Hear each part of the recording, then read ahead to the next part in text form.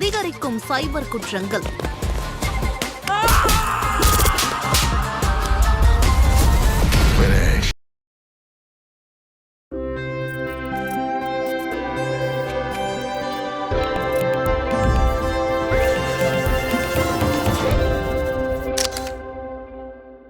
வணக்கம், நான் உங்கள் ராகவகுமார். இது தீபிகா அதிர்வுகள். மீண்டும் ஒரு விமர்சனத்தில் உங்களை சந்திப்பதில் மகிழ்ச்சி. இப்போது நம்ம பார்க்க போகிற படம் வந்து சற்றென்று மாறுது வானிலை அப்படிங்கிற ஒரு படம். இந்த படத்தில் வந்து ஜெய், மீனாட்சி கோவிந்தராஜன் இவங்கலாம் நடிச்சிருக்காங்க. இந்த படத்தை வந்து பாபு விஜய் அப்படின்றவர் வந்து டைரக்ட் பண்ணியிருக்காங்க. இந்த படத்தினுடைய கதை என்ன, இதை பற்றி பேசுது அப்படின்னு நம்ம வந்து பார்க்கலாம். ஜெய் வந்து ஒரு ஐடி கம்பெனியில் வேலை பார்க்குறாரு. இவர் வந்து ஒரு ஆதரவற்றோர் இல்லத்தில் வளர்ந்தவர்.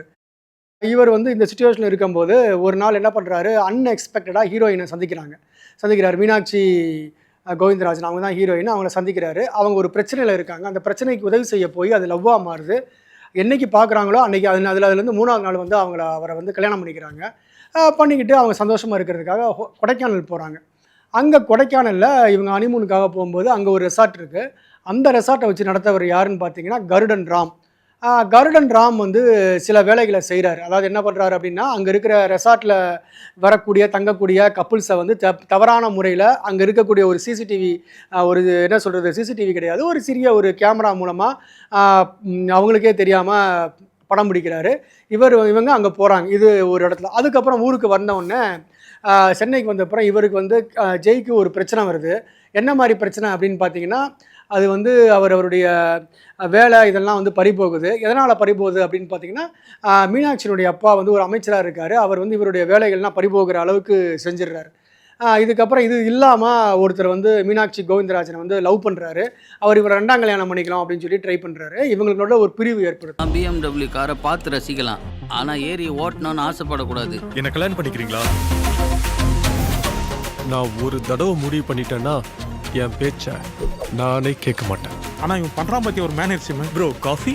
ப்ரோ காஃபிலாம் நான் குடிக்க மாட்டேன். புரு காஃபி தான் குடிப்பேன். மேரேஜ் பண்ணுறது நல்ல விஷயந்தான். அதை கரெக்டாக மேனேஜ் பண்ணோம், இல்லைன்னா லைஃபே டேமேஜ் ஆகிடும். இப்போது நான் சொன்னது வந்து 3-4 கதைகள் இருக்கிற மாதிரி இருக்கலாம். இந்த படத்தினுடைய கதை வந்து ஒரு 3-4 கதை இருக்குது.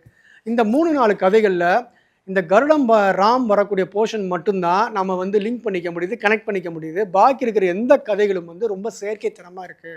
குறிப்பாக பார்த்தீங்கன்னா, அந்த இவருடைய அப்பாவா வரைக்கூட அமைச்சர் வந்து இப்போ அவர் பண்ணுற வில்லத்தனம்லாம் பெருசாக எதுவும் எடுக்கவே இல்லை. அதே மாதிரி வந்து இவர் வந்து ஒரு ஆதரவற்ற ஒரு இல்லத்தில் வளர்ந்தார். இவர் வந்து மெடிக்கல் ட்ரீட்மெண்ட் பண்ணிக்கிட்டாருன்றதுக்காக வேலையை விட்டு அனுப்புகிற அந்த ஒரு சீனும் வந்து பெரிய அளவில் வந்து நம்மகிட்ட நிற்கவே இல்லை. எந்த காட்சிகளுமே இந்த படத்தில் வந்து பெருசாக வந்து நிற்கவே இல்லை. எந்த போர்ஷன் நிற்குது அப்படின்னு பார்த்தீங்கன்னா, கருடன் ராம் செய்யக்கூடிய அந்த வில்லத்தனமும் அதற்கான இதுவும் மட்டும் கொஞ்சம் ஓரளவுக்கு நமக்கு மனசில் நிற்குது. ஏன்னா அந்த விஷயங்கள் வந்து நிறைய இடங்களில் நம்மளை சுற்றி நடக்குதுன்னு சொல்லி நம்ம நியூஸ் பேப்பரில் படிக்கிறோம். வெளியூரில் தங்குறாங்க, நாம் வந்து ஒரு ஆடை மாற்று அறைக்குள்ளே போகிறாங்க ஒரு கடையில், அங்கே வந்து கேமரா இருக்கிறத பார்த்து சொல்லி சில பிரச்சனைகள் வருது. இந்த மாதிரி நிறைய வந்து விஷயங்கள் நம்மளை சுற்றி நடக்குது. ஏன்னா அந்த ஒரு விஷயம் வந்து நமக்கு ஒரு பயத்தை ஏற்படுத்துது அந்த படத்தில். அந்த காட்சிகளும் நல்லா வடிவமைக்கப்பட்டிருக்கு. ஏன்னா நமக்கு நாளைக்கு வந்து ஒரு இடத்துல வெளியூரில் நம்ம வந்து ஸ்டே பண்ணும்போது, ஏதாவது ஒரு ஹோட்டல்லையோ ரிசார்ட்லையோ ஸ்டே பண்ணும்போது நம்மளை சுற்றி ஏதாவது கேமரா இருக்கா, நம்மளை சுற்றி ஏதாவது கண்காணிக்குதா அப்படிங்கிற ஒரு விஷயத்தை வந்து நம்ம தெரிஞ்சுக்கணும். அப்படிங்கிறதுக்காக வந்து இந்த மாதிரியான சில விஷயங்கள்லாம் வந்து இருக்குது.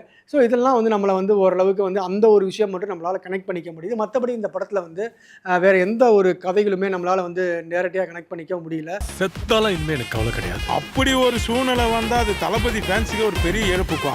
என்னால் நம்பவே முடியல ஜானு, எல்லாம் இவ்வளோ சீக்கிரம் முடியும்ன்ட்டு. நீ இந்த அளவுக்கு வேற யாரையும் லவ் பண்ணியிருக்க மாட்டேன்னு உன் கண்ணு சொல்லுச்சு. ஜானகி எங்க?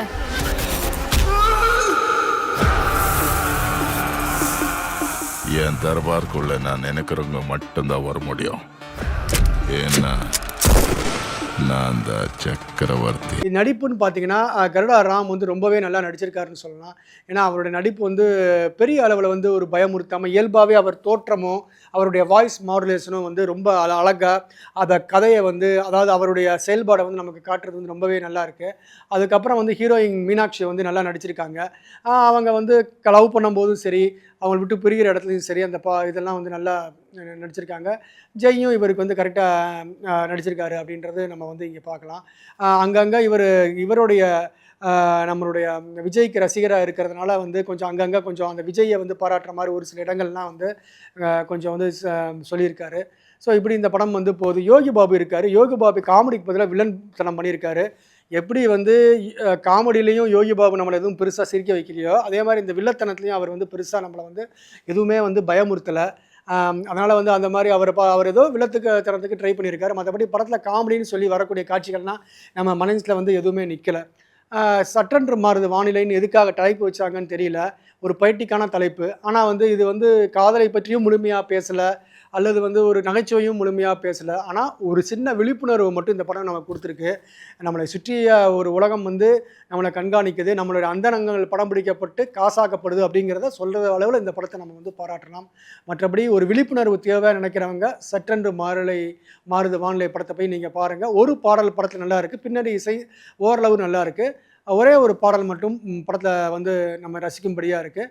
ஒரு விழிப்புணர்வு தேரும். நான் முதலே சொன்ன மாதிரி ஒரு விழிப்புணர்வு தேவை, ஒரு விழிப்புணர்வு வேணும். நம்மளை சுற்றி இருக்கக்கூடிய உலகம் வந்து எப்படி இருக்குது அப்படின்றத தெரிஞ்சுக்கணும்னு நினைக்கிறவங்க, அதுவும் குறிப்பாக வந்து ஒரு ரகசிய உலகத்தால் நம்ம கண்காணிக்கப்படுறோம் அப்படிங்கிறத தெரிஞ்சுக்கணும்னு நினைக்கிறவங்க இந்த படத்தை போய் பாருங்கள். நன்றி, வணக்கம். மீண்டும் அடுத்த ஒரு விமர்சனத்தில் உங்களை சந்திக்கிறேன். உங்களிடமிருந்து விடைபெறுவது ராகவகுமார், தீபிகா அதிர்வுகளுக்காக.